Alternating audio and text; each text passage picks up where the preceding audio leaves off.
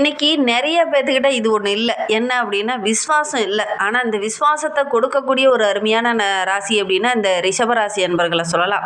ரொம்ப விசுவாசமாக இருப்பாங்க. ஒரு நாள் தான் நீங்கள் உதவி செஞ்சுருப்பீங்க. ஆனால் ரொம்ப நாள் உங்களை ஞாபகம் வச்சுட்டு உங்களுக்காக அவங்க உழைக்கக்கூடியவங்களா, உங்களுக்காக பேசக்கூடியவங்களா இந்த ரிஷபராசி அன்பர்கள் இருப்பாங்க. ரொம்ப பொறுமையானவங்க, கடினமான உழைப்பாளிகள். இவங்களுடைய ராசி சின்னமே பார்த்தீங்கன்னா காளை மாடு எப்படி அப்படியே கம்பீரமாக இருக்கோ அது மாதிரி தான் நல்ல உழைக்கக்கூடியவங்களா இந்த ரிஷபராசி அன்பர்கள் இருப்பாங்க.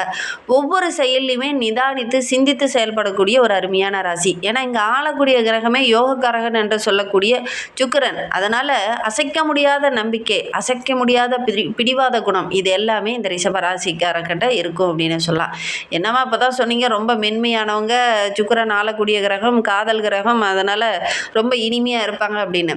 ஏன்னா இவங்க ஒரு முடிவு எடுத்துட்டாங்கன்னா எக்காரணத்தை கொண்டும் அதை மாத்திக்க மாட்டாங்க இந்த ரிஷபராசி என்பர்கள் அப்படின்னு சொல்லலாம். அதனாலதான் சொன்னா அசைக்க முடியாத பிடிவாத குணம் இவங்களுக்கு இருக்கும் அப்படின்னு சொல்லலாம். எல்லாத்துலேயும் அப்படி இருப்பாங்கன்னான்னு பார்த்தீங்கன்னா அப்படி எல்லாத்துலேயும் இருக்க மாட்டாங்க. ஒரு சில விஷயங்களில் மட்டும் கொஞ்சம் அப்படி இருப்பாங்க அப்படின்னு சொல்லலாம். நல்ல ஒரு உறுதியான மனப்பான்மை கொண்டவங்க. ஏன்னா இங்கே சந்திரன் உச்சமாகக்கூடிய வீடு. அதனால் இந்த ரிஷபராசி என்பர்கள் ரொம்ப ஒரு மனோதிடம் அதிகம் உள்ளவங்களாக இருப்பாங்க. எவ்வளோ பெரிய பிரச்சனையாக இருந்தாலும் அசால்ட்டாக பார்த்துக்கலாம் அப்படின்னு சொல்லுவாங்க இந்த ரிஷபராசி என்பர்கள்.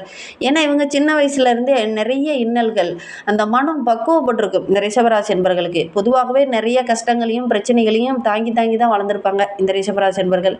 அப்படி நிறைய விஷயங்களை பார்த்து பார்த்து வளர்ந்துறதுனாலே என்னமோ இந்த ரிஷபராசி என்பர்களுக்கு அந்த மனோதிடம் அப்படிங்கிறது இயல்பாகவே இருக்கும். அதோடு கூட சந்திரன் உச்சமாகிறதுனால ரிஷபராசி என்பர்கள் இயல்பாகவே இயற்கையாகவே நல்ல ஒரு மனோதிடம் உடையவங்களாக இருப்பாங்க. அதே மாதிரி இலக்குகளை அடையிறதுக்காக விடாமுயற்சியோடு உழைக்கக்கூடியவங்களும் இந்த ரிஷபராசி என்பர்கள் தான். இவங்களுக்கு வருகின்ற 7 நாட்களில் ஒரு சில மாற்றங்கள் நிகழப்போகுது. அதுவும் குடும்பத்திலையா, வியாபாரத்திலையா, தொழிலையா, நிதி நிலைமையிலையா அப்படிங்கிறது இந்த வீடியோவில் ரொம்ப விளக்கமாக சொல்லியிருக்கோம். நிச்சயமாக நல்ல ஒரு யூஸ்ஃபுல்லான வீடியோவாக தான் இந்த வீடியோ உங்களுக்கு இருக்கும். அதனால் வீடியோவை கடைசி வரைக்கும் பாருங்க. நீங்க இப்பதான் ஃபர்ஸ்ட் டைம் நம்ம சேனலை பார்க்கறதா இருந்தா நம்ம சேனலை சப்ஸ்கிரைப் பண்ணிட்டு கூடவே இருக்கிற பெல் ஐக்கானையும் கிளிக் பண்ணிக்கோங்க.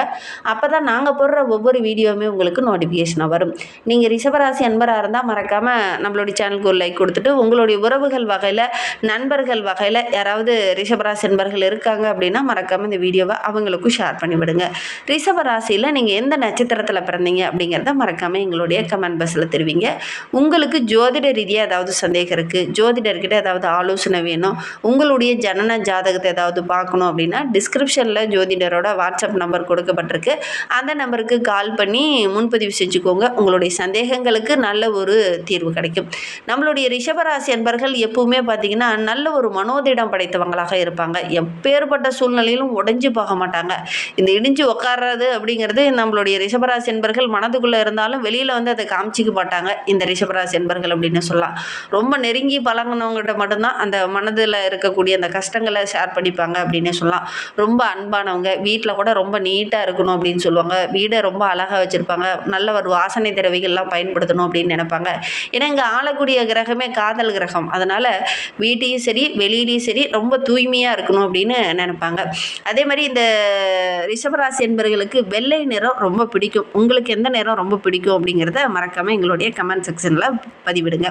சரி, நம்மளுடைய ரிஷபராசி என்பவர்களுக்கு வருகின்ற நாட்களுடைய கிரக அமைப்புகள் எப்படி இருக்கு, வருகின்ற 7 நாட்களில் ஒரு சில மாற்றங்களை நீங்கள் சந்திக்க இருக்கீங்க. அது என்ன மாற்றம் அப்படிங்கிறத தொடர்ந்து பார்க்கலாம். இந்த ரிஷபராசி என்பவர்களுக்கு வருகின்ற நாட்களுடைய கிரக நிலையை வைத்து ஆராய்ந்து பார்க்கும்போது ராசியில் சூரியன், தனவாக்கு குடும்பஸ்தானத்தில் புதனும் சுக்கிரனும், தைரிய வீரிய ஸ்தானத்தில் குரு பகவான், சுகஸ்தானத்தில் கேது, கலஸ்திரஸ்தானத்தில் சந்திரன், தொழில் ஸ்தானத்தில் ராகு, லாபஸ்தானத்தில் சனி பகவான், ஐனசைன போகஸ்தானத்தில் செவ்வாய், இந்த மாதிரி கிரக அமைப்புகள் நம்மளுடைய ரிஷபராசி என்பவர்களுக்கு அமைந்திருக்கு.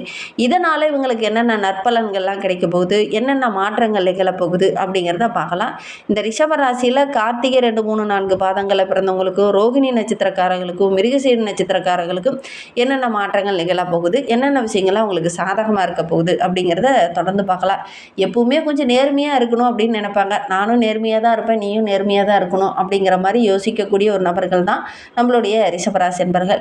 இவங்களுடைய வாழ்க்கையில் இவங்க வெற்றி பெறத்துக்கு இவங்களுடைய கடின உழைப்பு தான் காரணமாக இருக்கும். ஏன்னா அந்த அளவுக்கு கடுமையாக உழைக்கக்கூடிய ஒரு நபர்கள் தான் நம்மளுடைய ரிஷபராசி என்பர்கள்.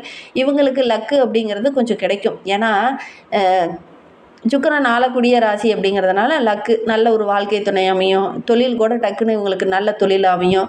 இவங்களே எதிர்பார்த்துருக்க மாட்டாங்க, நல்ல ஒரு தொழில் அமையும். அதன் மூலிமா நல்ல ஒரு வருமானம் ஈட்டக்கூடிய அமைப்பு பொதுவாகவே இந்த ரிஷபராசி என்பவர்களுக்கு அமையும்.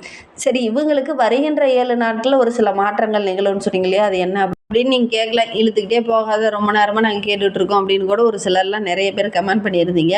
எந்த ஒரு காரியத்தில் இறங்கினாலும் இந்த அவசர முடிவு அப்படிங்கிறது நீங்கள் இப்போ எடுக்க வேண்டாம். இப்படி டக்குன்னு நீங்கள் முடிவு எடுத்தீங்க அப்படின்னா அது கொஞ்சம் வாக்குவாதமாகவோ பிரச்சனையாகவோ ஆகிறதுக்கான ஒரு சூழ்நிலை இருக்குது. ஏன்னா இந்த காலகட்டத்தில் அவசரமாக முடிவெடு அப்படிங்கிற மாதிரி தூண்டும். ஏன்னா கிரகங்கள் அப்படி தான் இருக்குது. டக்குன்னு முடிவெடு அப்படின்னு மற்ற கிரகங்கள்லாம் தூண்டும். எப்பவுமே நீங்கள் ரொம்ப பொறுமையாக தானே யோசிப்பீங்க. ஆனால் இந்த காலகட்டத்தில் வேகமாக முடிவெடுப்பீங்க. வாக்குவாதம் செய்கிற மாதிரி ஒரு சூழ்நிலை, பகை வர மாதிரி ஒரு சூழ்நிலையில் ஏற்படும். செவ்வாய் இருக்கிறதுனால இந்த மாதிரி சுச்சுவேஷன்லாம் நம்மளுடைய ரிஷபராசி என்பவர்களுக்கு ஏற்படுறதுக்கான சாத்தியக்கூறு இருக்குது. அதனால் இந்த காலகட்டத்தில் கொஞ்சம் பொறுமையாக இருந்துக்கோங்க.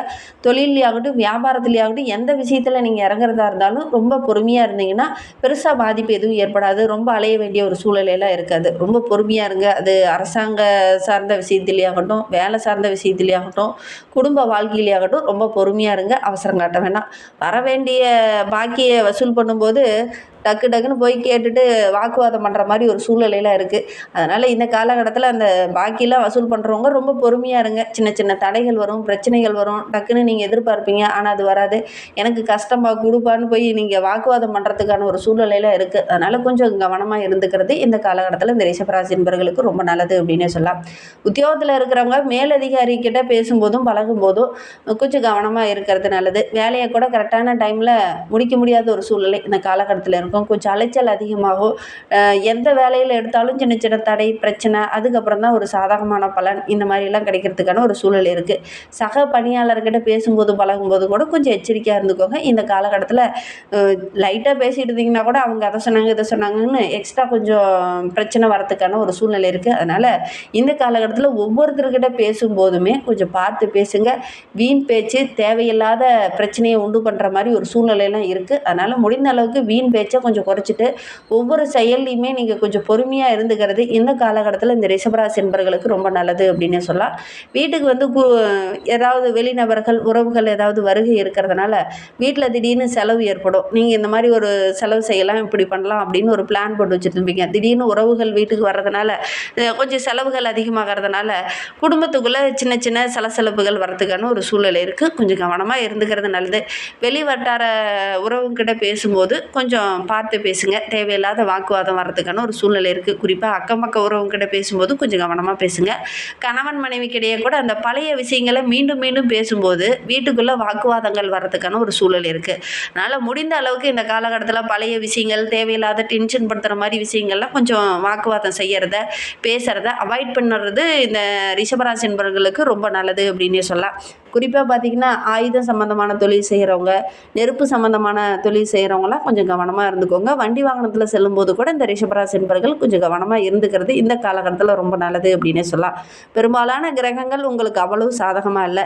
குரு பகவான் சுபகிரகம், அவர் வந்து ஓரளவுக்கு சாதகமாக இருக்கிறார். மற்ற கிரகங்கள் எல்லாமே கொஞ்சம் அவசரமான முடிவு எடுக்க வைப்பாங்க. அதனால் வீண் வாக்குவாதம் பிரச்சனை சண்டை சச்சரவுகள் இந்த மாதிரி வரதுக்கான ஒரு சூழ்நிலை இருக்குது.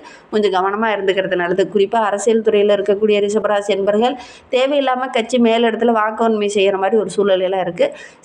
பேச்சின் மூலிமா சில காரியங்கள் ஓரளவுக்கு உங்களால் சாதிக்க முடியும். இருந்தாலும் தேவையில்லாத பேச்சு இந்த காலகட்டத்தில் கொஞ்சம் தவிர்க்கிறது நல்லது அப்படின்னே சொல்லலாம்.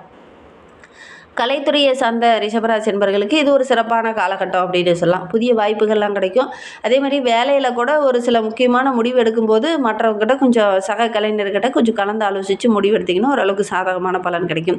மாணவர்களை பொறுத்தவரைக்கும் இந்த காலகட்டத்தில் கொஞ்சம் அலைச்சல் அதிகமாகும். பாடங்களை படிக்கும்போது கூட ஏதாவது சந்தேகம் இருக்குது அப்படின்னா ஆசிரியர்கிட்ட போய் கேட்டால் கொஞ்சம் சின்ன சின்ன தடைகள் வந்துக்கிட்டே இருக்கும். அதை போய் நீங்கள் கேட்குறதுல கொஞ்சம் தயக்கம் காட்டலாம், அல்லது ஆசிரியரை அதை கரெக்டாக கிளாரிஃபை பண்ணுறதுக்கு கொஞ்சம் லேட் பண்ணலாம். இந்த மாதிரி ஏதாவது சின்ன சின்ன தடைகள்லாம் வரதுக்கான ஒரு சூழ்நிலை இருக்குது. கொஞ்சம் இந்த காலகட்டத்தில் பொறுமையை கடைபிடிக்கிறது நம்மளுடைய ரிஷபராசி என்பவர்களுக்கு ரொம்ப நல்லது. ரிஷபராசியில் கார்த்திகை 2, 3, 4 பாதங்களில் பிறந்தவங்களுக்கு இந்த காலகட்டம் அப்படிங்கிறது ஒவ்வொரு விஷயத்துலையுமே கொஞ்சம் கூடுதல் கவனத்தோடு இருக்கணும். குறிப்பாக பணம் சம்பந்தமான விஷயத்தில் கவனமாக இருங்க. வாழ்க்கை துணைக்கிட்ட பேசும்போது கொஞ்சம் கவனமாக இருக்கிறது நல்லது. பொருளாதாரம் அப்படின்னு எடுத்துக்கிட்டிங்கன்னா ஓரளவுக்கு சிறப்பாக இருக்குது. வாழ்க்கை தரமும் கொஞ்சம் உயர மாதிரி ஒரு சூழ்நிலையெல்லாம் அமையும். ஆரோக்கிய ரீதியாக கொஞ்சம் கவனமாக இருந்துக்கோங்க. மனக்கவலை பணக்கவலை இதெல்லாம் கொஞ்சம் வரது வரத்துக்கான சூழ்நிலை இருக்குது. வண்டி வாகனத்தில் செல்லும்போது கொஞ்சம் எச்சரிக்கையாக இருந்துக்கோங்க. ரோகிணி நட்சத்திரக்காரர்களுக்கு இந்த காலகட்டம் ரொம்ப சிறப்பாக இருக்குது. இருந்தாலும் உங்களுடைய தாயாரோட உடல் நலத்தில் கொஞ்சம் கவனமாக இருங்க. எடுக்கிற காரியத்தை எல்லாமே கொஞ்சம் திட்டமிட்டு செயல்பட்டிங்கன்னா ஓரளவுக்கு சாதகமான பலன் கிடைக்கும் அப்படின்னு சொல்லலாம். மருத்துவ செலவு வரத்துக்கான ஒரு சூழ்நிலை இருக்குது, கவனமாக இருந்துக்கோங்க. மிருகசீரிடம் 1-2 பாதங்களில் பிறந்தவங்களுக்கு வருகின்ற 7 நாட்களும் எப்படி இருக்குது அப்படின்னா, தொழிலில் வியாபாரத்தில் ஓரளவுக்கு லாபம் கிடைக்கும். பண வரத்து ஓரளவுக்கு சிறப்பாக இருக்குது. பழைய பாக்கி வசூல் பண்ணுற இடத்துல தேவையில்லாத வாக்குவாதங்கள் வரத்துக்கான சூழ்நிலை இருக்குது, கவனமாக இருந்துக்கோங்க. கூடுதல் உழைப்பை போட வேண்டிய சூழ்நிலை. ஒவ்வொரு இடத்துலையும் சின்ன சின்ன தடைகள் பிரச்சனைகளும் வரதுனால உழைப்பை கொஞ்சம் அதிகமாக போடுற மாதிரி ஒரு சூழ்நிலை இருக்குது. கொஞ்சம் அனுசரணையாக போகிறது ரொம்ப நல்லது. இன்னும் வாழ்க்கை ரொம்ப சிறப்பாக மகிழ்ச்சிகரமாக இருக்கணும் அப்படின்னு நினைக்கக்கூடிய நம்மளுடைய ரிஷபராசி என்பர்கள் துர்க்கை அம்மனை வெள்ளிக்கிழமையில போய் வழிபட்டுட்டு வாங்க. துர்க்கை அம்மன் வழிபாடு நல்ல ஒரு மாற்றத்தை கொடுக்கும். நம்பிக்கையோடு இதை மட்டும் செஞ்சு பாருங்கள். அப்படியே துர்க்கை அம்மனுக்கு வெள்ளிக்கிழமையில அர்ச்சனை செய்து வழிபடுறது இதெல்லாம் உங்களுக்கு நல்ல பலனை தரும். அதே மாதிரி எல்லா பிரச்சனையுமே கொஞ்சம் கொஞ்சமாக நீங்கள் எடுக்கிற காரியெல்லாம் தடையாகவும் பிரச்சனையாகவும் இருக்குது அப்படின்னு நினைக்கிறவங்க இதை மட்டும் செஞ்சு பாருங்கள். ஓரளவுக்கு சாதகமான பலன் கிடைக்கும் அப்படின்னு சொல்லலாம்.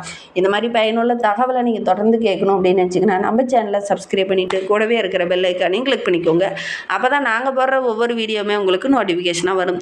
நீங்கள் ரிஷபராசி என்பராக இருந்தால் மறக்காமல் நம்மளுடைய சேனலுக்கு ஒரு லைக் கொடுத்துட்டு உங்களுடைய உறவுகள் வகையில் நண்பர்கள் வகையில் யாராவது ரிஷபராசி என்பர்கள் இருக்காங்க அப்படின்னா மறக்காமல் இந்த வீடியோவை அவங்களுக்கும் ஷேர் பண்ணி விடுங்க.